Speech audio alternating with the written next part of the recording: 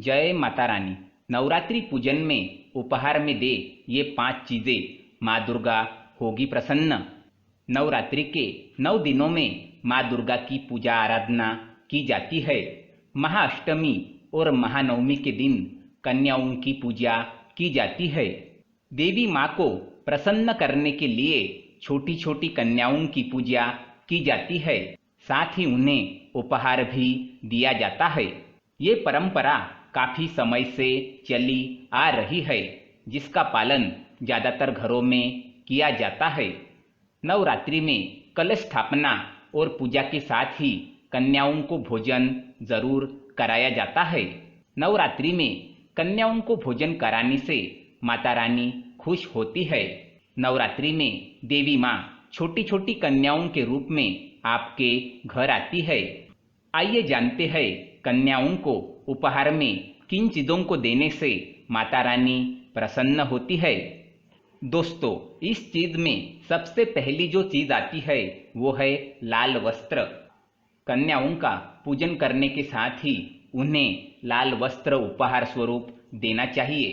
माता रानी को लाल वस्त्र काफी पसंद है। अगर आप लाल वस्त्र देने में असमर्थ है तो लाल रंग की चुनरी हर कन्या को ओढ़ाए।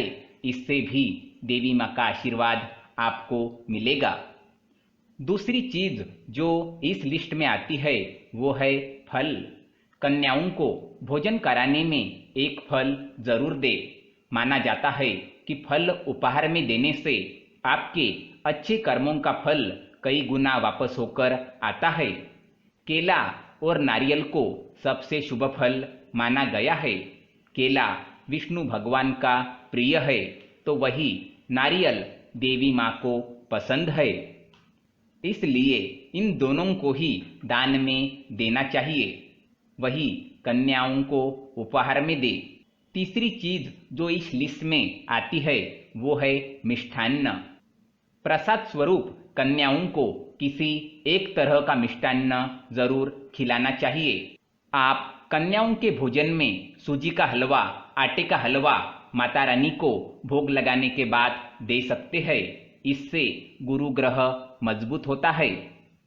इस लिस्ट में चौथी जो चीज आती है वो है श्रृंगार सामग्री। नवरात्रि में कन्या भोजन के बाद सारी कन्याओं को उपहार में श्रृंगार की सामग्री देनी चाहिए।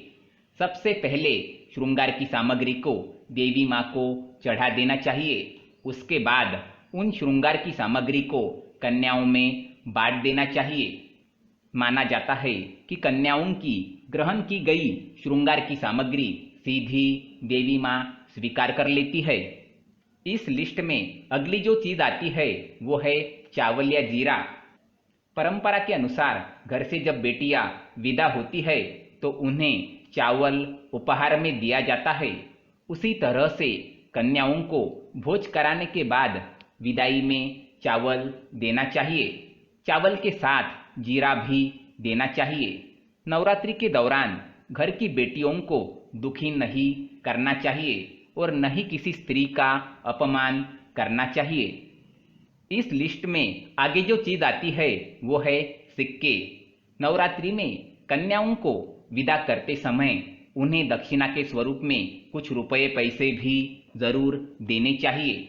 ऐसा करने से माँ लक्ष्मी आप पर प्रसन्न होती है, साथ ही आपका भंडार भर देती है। हो सके तो कन्याओं को अपने सामर्थ्य के अनुसार 11, 21 या फिर 51 रुपये देने चाहिए। नवरात्रि में कन्या पूजन यदि अष्टमी और नवमी तिथि को किया जाए तो कन्या पूजन का विशेष लाभ मिलता है। वही कन्या पूजन यदि शुभ मुहूर्त में किया जाए तो दोगुना फल मिलता है। साथ ही कन्याओं को पूरी श्रद्धा के साथ भोजन कराना चाहिए। जय माता रानी।